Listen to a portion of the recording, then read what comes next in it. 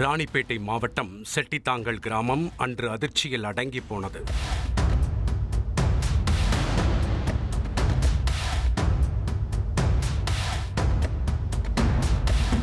ஊரே கூடி நின்று வேடிக்கை பார்க்க சாமியானா பந்தல், சவத்தை வைக்கும் ஐஸ் பெட்டி என அந்த வீதியே இழவு கூட்டியது.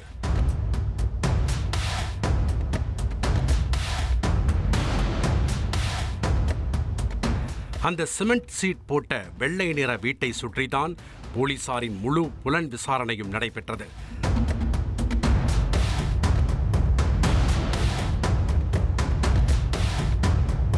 சற்று நேரத்தில் அந்த வீட்டினுள் இருந்து ஒரு சடலத்தை மீட்டு வெளியே கொண்டு வந்தனர்.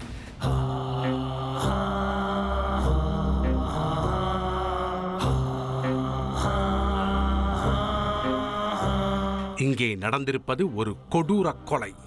உடன் பிறந்த அண்ணனை கழுத்தை அறுத்து கொன்று போட்டிருக்கிறார் தம்பி. அந்த கொலையை மறைக்க தான் இப்படி அவசரமாக பந்தல் போட்டு ஐஸ் பெட்டி வரவழைத்து இறுதிச் சடங்குக்கு ஏற்பாடு செய்திருக்கிறார்கள்.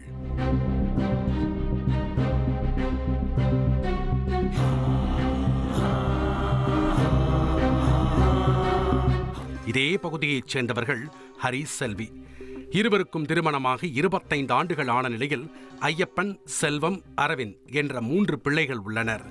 இதில் 48 வயதாகும் ஹரி சென்னையில் உள்ள தனியார் நிறுவனத்தில் செக்யூரிட்டியாக பணியாற்றி வருகிறார்.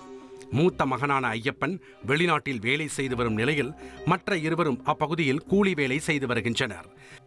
இவர்கள் இருவரும் தாயுடன் சொந்த ஊரிலேயே வசித்து வருகிறார்கள்.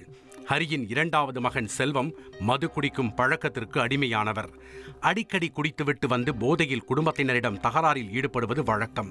மேலும் மது குடிக்க பெற்றோரிடம் பணம் கேட்டு தொல்லை கொடுப்பதும், பணம் கொடுக்கவில்லை என்றால் பெற்ற தாய் என்றும் பாராமல் ஆபாச வார்த்தைகளால் திட்டி தீர்ப்பதும் இவரது வாடிக்கை.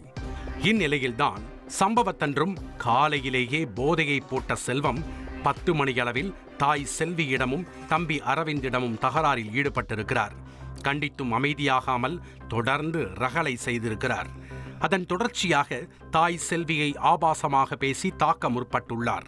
இதில் ஆத்திரமடைந்த தம்பி அரவிந்த் பொறுமையை இழந்து வீட்டில் காய் நறுக்கும் கத்தியை எடுத்து அண்ணன் செல்வத்தின் கழுத்தை கரகரவென அறுத்து கொடூரமாக கொலை செய்திருக்கிறார்.